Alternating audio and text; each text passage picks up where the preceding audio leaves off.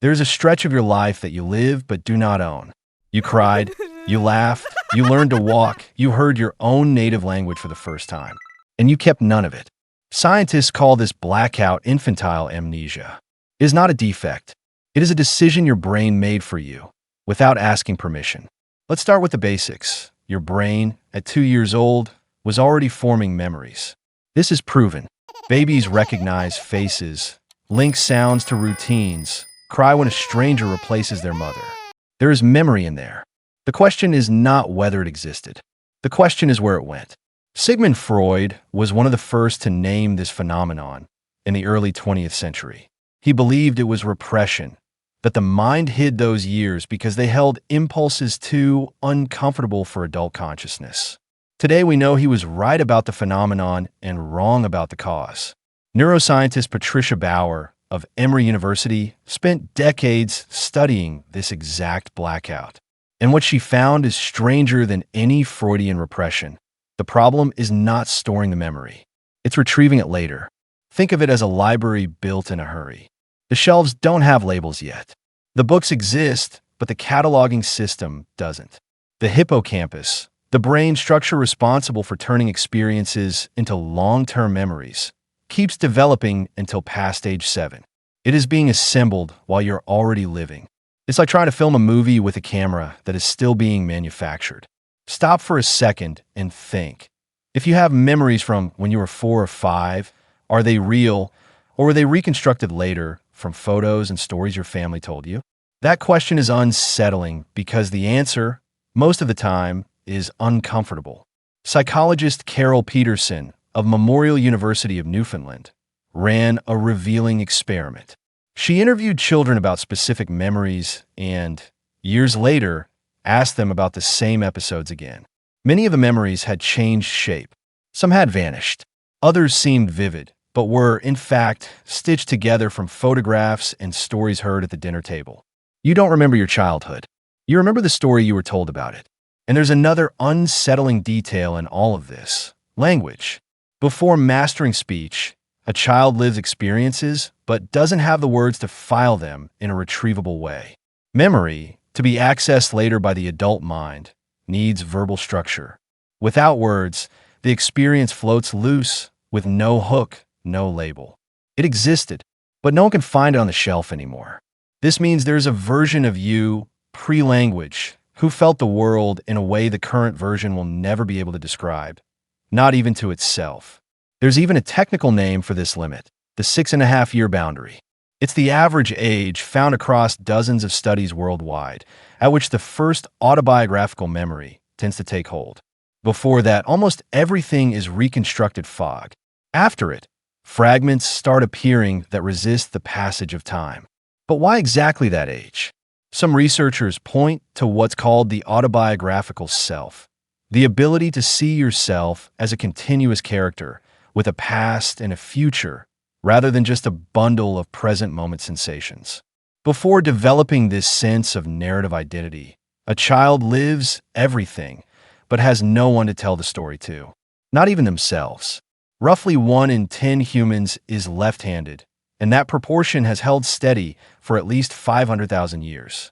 Why does that matter here? Because it reveals something about how certain traits of the human brain are extremely stable across evolutionary time, while others, like early autobiographical memory, seem to have been shaped by entirely different pressures. Infantile amnesia isn't a manufacturing accident. It may be adaptive. Think about the sheer number of neurons a baby produces.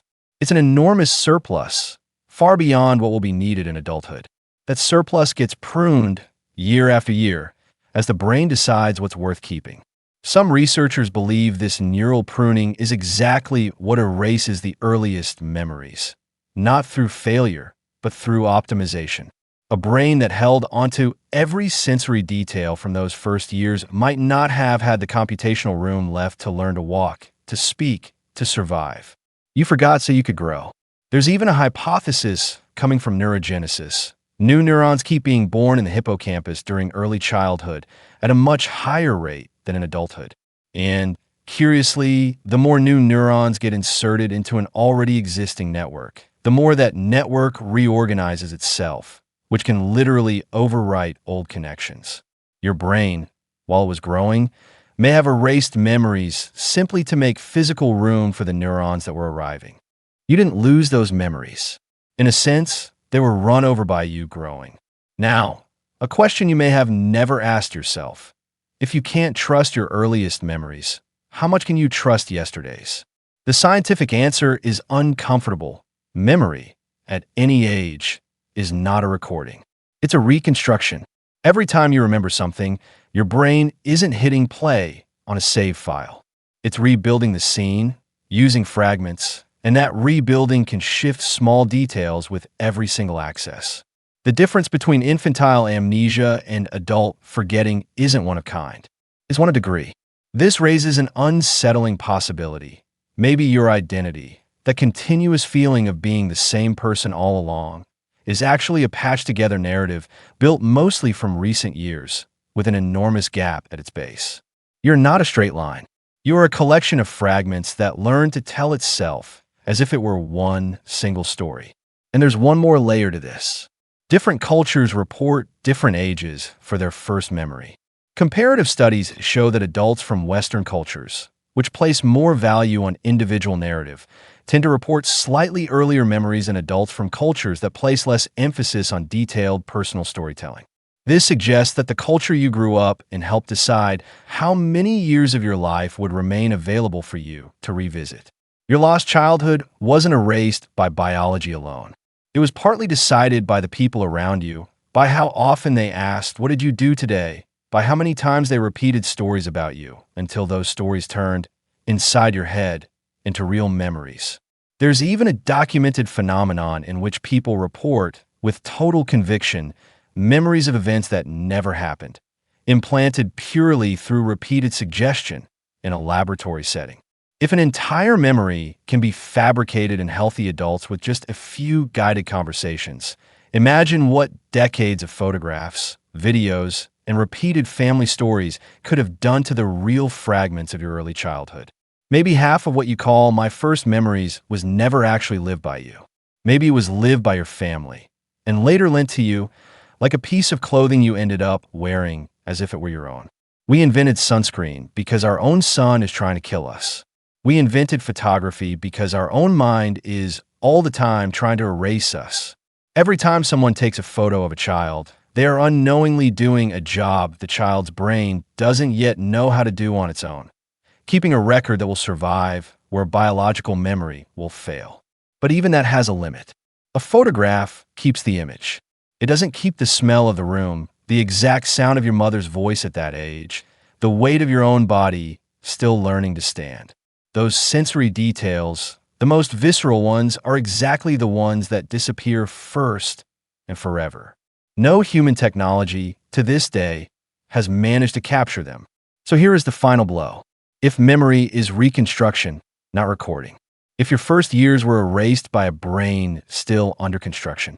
If even your memories from yesterday can shift shape just from you revisiting them today, then maybe the question was never, why did I forget my childhood? The right question is, how much of the rest of your life have you also already forgotten without realizing you were forgetting it?